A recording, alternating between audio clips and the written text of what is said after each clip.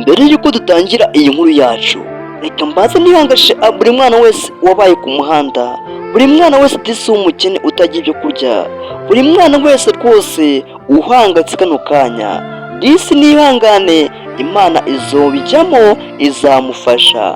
Filime hano turakwereka tangiye umumotari hano ati igikapu, hari umwana uba umuri inyuma, disi ubona ko umwana disi ari mayibobo yo mu muhanda, ba bana rwose ubona ko ubuzima bwabo bwaracanze, abafite agafuka rwose yambaye n'imyenda yacisaguritse, aza yiruka nkahamagara motari, mu kujya ndetse umwana aba yananiwe cyane, agahita ahagarara ku gikapu, ahagarara rwose ari kuvuga ati ese kuki uriya mumotari ataye agakapu akaba ansize hano, mukurikire akantu ku kandi, mana mujye musenga Imana izabihindura mwabana mwe bo ku muhanda. Nyagase nawe niba urebye ino video disi nigukore ku mutima, ujye basi ugirira impuhwe buri mwana wese uzi ko abayeho nabi, umwana wese utagira ababyeyi, umwana wese abayeho disi mu buzima bubi, akennye atabona ibyo kurya, by'umusabira kandi n'ubufite by'umwana dukenya, nawe rwose Imana izamufasha. Hano barakwereka wa mwana aterura akabagi hano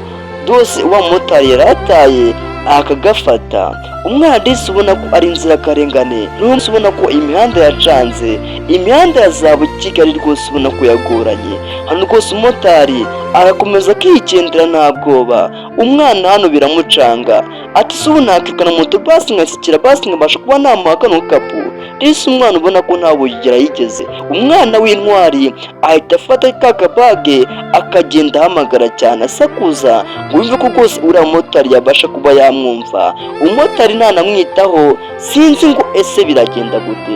Kurikira filimi unarebe nyagasani, mana yanjye nkuse ukanda kuri iyo poto iri aho ngaho isa n'umukara, ugakanda like igahinduka ubururu, kandi ukansharinga no kushitsa byibura 5 zikareba ino video. Mana niba ugize Imana zo kuba wandeba uko wambona, bigerageze ubukore nawe Imana iragufasha. Hano umwana ariruka nka disi akananirwa, akagira hano agahita afunga amaferi agahagarara ati nyine ni wowe, agasanga disi yagiye nta kindi kiba. Kurikira unarebe hano umwana biramucanga ati se mbigenze gute, akareba hirya akareba no hino, agapu aba gafite, kumbi motari aba yagiye agataye. Hano imbere yiwe hari ikintu kimeze nk'intebe ariko ari ibuye, araza hano akaba yicayeho gake akiruhutsa, disi ubona ko n'inzara yamwishe. Abana bo ku muhanda Imana izabafashe, nanjye aho ndi mba mbasabira. Hano barakwereka umumotari utaye igikapu, araza agaparika moto hano, sinzi ngagiye sasa. Muri ko guparika moto ajya kwinjira akabura akabage yari afite, akareba hirya no hino, akareba impande zose, akabura rwose ahantu y'abataye bage yiwe, agahita yihindukiza moto yari afite, akahindukiza vuba vuba na vuba, agahita yicaraho. Mukurikira akantu kandi ahita yatsa moto agasubira inyuma. Barakwereka wa mwana we abadisi akibaza ukuntu umumotari ataye amafaranga, ahita yibaza ati se buno muri kano gapu harimo iki, agapu kaba harimo amafaranga menshi cyane. Barakwereka undi mwana ku muhanda aba ari kuza yirangajwe, ahita abona wa mwana disi wamayibobo ku muhanda ari kubura amafaranga menshi cyane, agashaka kuyamucapura bakayarwanira, umwana akavuza induru agasakuza ati ni mu ntabare. Disi wa mwana ahita agira ubwoba, agahita urukura amafaranga ati ndagutindura sha, ati sukunda burije. Umukobwa disi aba akarotkotse gutya, kumbi umwana wacu disi mayibobo yacu aba ntari biryiwe, nubwo rwose bagenzi bashaka kuba bamugira nabi, ahita afata ya mafaranga bagiye kumutwara akayazingira mu gakapu, agahita yabika ngo batajyana indi mayibobo iza basi kuyamwaka. N'umutima disi udahagaze, ubona ko umutima uri gutera cyane, ati mama yiwe, ati mbabarire rwose ano mafaranga nyeyo aze kuyafata. Mukurikira akantu kandi kurikira unarebe nyagasani. Hano umwana afata akakapu akazingira mu myenda hano barakwereka motari amucaho umwana yubitse umutwe mu maguru yasinziriye rwose, akaza gufunga moto hano ati hano niho narindi agapu kanjye niho ngataye, agatangira agahigisha agatangira rwose agakora icyo bita gushakisha, agahigisha ati se ati ntako naba nayi hano, akajya hirya akajya no hino ngare ko nakuye abataye agakapu. Mukurikira akantu kandi nyabona. Hano umusaza umugabo hano arakomeza agashakisha agahigisha. Umwana wa disi aba yubutse umutwe mu maguru, ubona ko uko n'agahinda kamwishe ariko n'ubwo waba buvanze. Hano wa mugabo araza ngo aze kubaza kano kana kaba karyamye hano. Umugabo wacu aca bugufinya agakomanga akana ati bimeze bite ko mbona byagucanze? Ati nyine nemeza agakapu ntabwo uba wanoreye. Disi umwana ahita akamuhana no kuzuyaza. Umusore hano rwose ari mu gapunga ariko amafaranga akirimo agasanga rwose amafaranga aracyari yose nta n'uwo yatwaye. Ahita akuramo make akayamuha, umwana akayanga. Ati rwose humura nta kibazo, kuba nagutoreye uzafasha ubundi butaha. Disi ndebere ukuntu hari abana bo ku muhanda, hari abana bo ku mihanda babagwa neza, mujye mucunga abana nk'aba ngaba. Barakwereka disi umumotari ahita aza hano bikamucanga. Ati ariko se uriya mwana, ati rwose ndibaza uriya mwana rwose kubera iki ameze kuriya. Hano areba rwose utuntu aba yitwaje kukurya, harimo utubiswi n'amazi rwose, ubona ko harimo n'amashokora rwose, akabirunda hano mu gakapu. Ati niba yazi amafaranga noneho reka ndebe ko namuha n'icyo kurya. Umugabo natangira kwikundira akana akavuga ati ni gute umwana nk'uriya atura agakapu karimo amafaranga aya ngaya ntagire n'icumi akuramo. Ahita afata ayo mafaranga yamuhaye yanze, akabara inoti nziza nziza akazizinga. Ati wenda yabasha no kugurira n'umwenda. Disi umwana barimo ararira, inzara abanzi bari yose ku mihanda. Mwana yanjye mbega agahinda. Mwana niba nawe uri kureba ino videwo byibura ukaba wagize amahirwe yo kuyibona, humura Imana izagufasha. Ntabwo bizahura uko nguko. Niba wowe uri ku mihanda ubona ubuzima bwanze uno munsi, wenda ejo buzakunda. Yihanganire, hari igihe wazabona umujyaneza akazagufasha. Ndetse wa mugabo araza agafata ka gashashe amaze gushyiramo bya bindi byose, akaza akabeza akana akamubwira ati urakoze wa mwana we. Ati rwose nzakutekereza ku mutima wanjye, unkoze ku mutima. Abana nkawe sinari nzi ko bakibaho. Umwana ndetse ahita asubira inyuma akaza kwicara handi ngo ni iki bamuhaye. Ese aka gapfunyika kari mu iki? Mukurikire akantu ku kandi, mukurikire umuntu arebe. Hano rwose asanga harimo amazi meza, buriya tuyakura kuri jibu. Buriya ntukire ngo niba nawe uri kureba ino video hari amazi wabona atari meza atari ya jibu. Na yandi yahuye ngo amara inyota ntihaturuka. Hano rwose barakwereka disi umwana asangamo amafaranga menshi cyane. Disi umwana we yubahaga Imana ahita apfukama hano. Ati shala, ati Mana urakoze, ati ndagushimiye. Hano agasenga ati rwose Mana ibi byose ni ibyawe, ndakwinginze rwose biha umugisha, basi bizageraho bimvana bigiraho bingeza. Nyumvira amasengesho y'akana. Akana ko kama kakizera k'Imana ariyo ya mbere, mu gihe hari n'abantu bakuru ibyo batabikozwa. Hano akana karishimye, ibyishimo birakarenga, ahubwo kagatangira guta amarira. Ati Mana we, ati ubu ninjye mfite n'amafaranga cyangwa se n'undi? Ese ubu nta wundi mayibo wo mu muhanda waba wishwe n'izango basi ngo njye kumugurira akantu ko nanjye s'Imana nkayabona? Nyumvira ibitekerezo by'umwana muto cyane, umwana wakuriye imihanda, umwana wakuriye inshaza. Kurikira akantu kandi kurikira unarebe. Nyabuna wese ukanda kuri iyo buto y'umukara iri aho ngaho yanditsemo subscribe igahinduka umweru, ugakanda kuri icyo kiganza kigahinduka ubururu, ugasharinga no ku bantu 5 byibura b'inshuti yawe, tugakomeza tukareba agafilimi kacu karimo kagenda kajya imbere. Hano barakwereka umwana muto arashimira cyane, aravuga ati Mana kuko ibi ngibi kuko kuki wabikoze? Ati ariko Mana ndagushimiye. Disi arira amarira y'ibyishimo, ati sinabona ukuntu nishimira rwose rugira, wowe utanga byose ukagaba buri kimwe. Hano barakwereka araza akiba rwose agacupa kaje, akiba umucuruzi hano rwose ucuruze. Umucuruzi niwe aterukana kakana akakirukankana, kakana ko kadakaca hano, umucuruzi agadafata guhitamo urubando. Ati ndaje ndagakubite rwose ntikazongera kubikora. Undebera akana kacu kaba kamenyereye kuba amayibo mu mihanda. Hano rwose umucuruzi aza akirukankanye rwose, ubona rwose ko kamubangamiye. Umwana hano araza agatambuka hano, haba hari akana disi kamugaye katagira amaboko, gafite rwose ubumuga bw'amaboko. Hano rwose kaba karyamye hano. Barakwereka atangira kwibuka disi ukuntu bamuha ibiryo, ukuntu abizana akabirya rwose, ukuntu rwose iwabo bamufataga neza wakariya kana.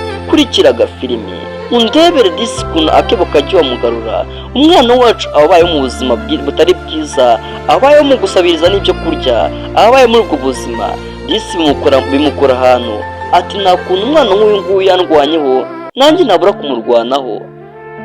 Aza asatira hano gake gake,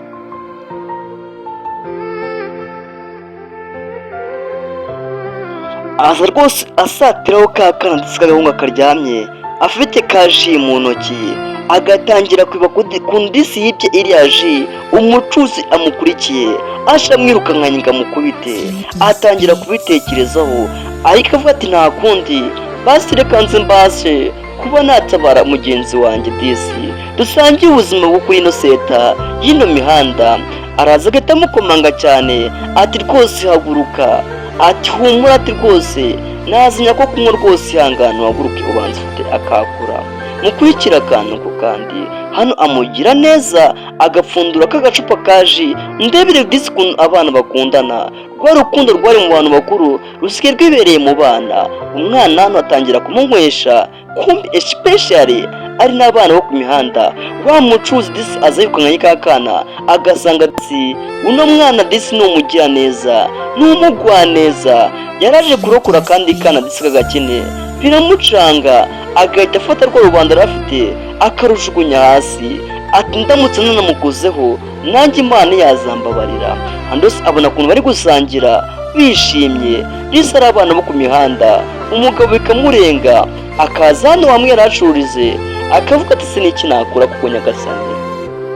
Aza hano ati Mana, ati rwose nta kundi kuntu nabigenza. Ahita afata agashashi hano, kurikira unarebe, agafata amagirikosi amabiswi yose agashyiramo hano, agahita afata n'ubucupa bwa ji agahita abushyiramo hano ati basi reka mbashyire bashe kuba nabaha. Atangira kwibuka uburyo ki yasanze rwose umwana ari kugaburira mugenzi we ibyo yari yibye disi, kumbi ntabwo yibiye ingeso ahubwo yibiye inzara. Mana mbega ibintu bibabaje. Atangira kwibuka ukuntu asa kubita inkoni hasi, akibibona agikubitwa n'inkuba. Asanze wa mwana disi atibira ingeso ahubwo yibira ubukene no gusonza, ahita afata bya bindi agiye kumushyira agahita aza rwose amuzaniye bya bintu amushyiriye, agasanga rwose bahagaze hano. Mukurikire umuntu arebe disi buno bwana ahita abwira akagenzi kawo ati rwose noneho egi kumusaya hano ubashe kuba watora agatotsi, nta kibazo ngenda sinzara uko namaze gusinzira. Disi ndebera urukundo rw'abana, umwana disi aba ari mayibobo. Filime yacu tuyitangira nakubwiye ati nawe niba buno ubuzima warabubayemo sori basi Imana izabuhindura, ndabizi ko bizagenda neza. Kandi nawe niba uri kureba no video gerageza basi ugire impuhwe. Disi barakwereka wa mucuruzi ahita afata amafaranga menshi akayakura mu mufuka akayashyira muri ya shashi kugira ngo rwose basi bano bana babashe kuba babona icyo bashaka kugura, harimo imyenda n'ibindi byo kurya rwose babasha kuba byabahembura. Barakekera kana kagana na mugenzi wako ati humura, ati ibi byose bizarangira. Filimi yacu mwibuze ko ari ibi byose bizarangira. Ubuzima bubi n'ubwiza byose tuzabinyuramo, ariko tuzashirwa tubonye intsinzi, tugere ahakomeye, aharenze abandi batagera. Hano barakwereka akana kabari ko bari kumwe na mugenzi wako, wa mugabo baramucanga ati hubwo, ati rwose ndakwinginze fata ibi bintu ubashe kuba wakita ku kana, kano kana rwose ndabona kababaje. Wa mwana ahita akegura akajya gushimira ati rwose ndagushimiye, ajya gupfukama wa mucuruzi amubwira ati haguruka, ati rwose Imana izabafasha. Namwe mujye mwigira nk'utu dukuru mba nkora, nawe mujye mutwigiraho. Jya umera kugira umutima utanga, buriya ngo iyo ufite umutima utanga rugira guhata itangira itama, ariko iyo ufite umutima udatanga nawe ntacyo ubona. Bisana umubyeyi atubaho umugisha ati nimuhumure muzabaho kandi muzabaho neza. Mwana mwabana mwe mumenye ko ubuzima buzahinduka rwose, munkuze ku mutima pe. Gusa nzi ko abana nkamwe bakibaho bafite urukundo nk'urwo. Numva ko umwana wese amayibobo aba ari agasambo, umwana wese wakuriye imihanda aba ari akagigira. Kumbi hari abakuriye imihanda disi baba bagira neza kurusha rwose n'abana bakuriye mu nzu bafite ba se na ba nyina. Hano nta kindi kiba, ahita akuramo igishashi cya biswi akakirambika kuri wa mwana, ati ndaje nyiguye. Akuramo na ji hano, ati bana tuzane na ji. Kumbi haba harimo amafaranga menshi muri cya gishashi. Disi arakivuga agasanga disi yagiye. Umwana we aba akunda gusenga no kwiragiza rugira. Hano ahita apfukama gake agaca bugufi akavuga ati mana urakoze, shi ahara mana urakoze, uhabwa icyubahiro. Mana ntubashe kubasha kumenya amarira yanjye murandira, mana ujya unyumva. Amafaranga yose abonye asaba Imana ngo ijye imwumva, amasengesho ye ijye yumva. Disi agashimira Imana ati mana uba wanyumvise ukampa icyo kurya. Ati rwose Mana warakoze, ndagushimiye Mana. Mbega inkuru ibabaje, ariko ino nkuru rwose irimo isomo ritangaje kandi isomo rikomeye. Wowe muntu ukiri ubuntu bwo kureba ino video, ndakwinginze mbere yo gukora subscribe, mbere yo gukora like, banza ugire umutima ukunda kugira ngo ubitange wishimye, maze numara kubitanga wishimye unasharinga ino video byibura ku bantu 5. Wa mwana nta kindi gikora, araza akayambira akagenzi kako akagasoma ku gahanga, ati humura ibintu bizacamo, atega amahano. Mbega urukundo rw'abana batonya, abana bakuriye imihanda, mbega ibintu bishimishije binatangaje. Nyagasani, ikintu kibabaje ni kimwe, hari abantu bakuru batagira umutima nk'uyu nguyu w'abo bana batonya, abana b'imyaka 7 n'5 disiba ku mihanda. Ariko mbega ubuzima. Ariko se Nyagasani, ujya ureba abana nkatwe tuba twarakuriye imihanda, ugerageze udufashe. Agafilimi ko nuko kagenze, nyabona gerageza kugira umutima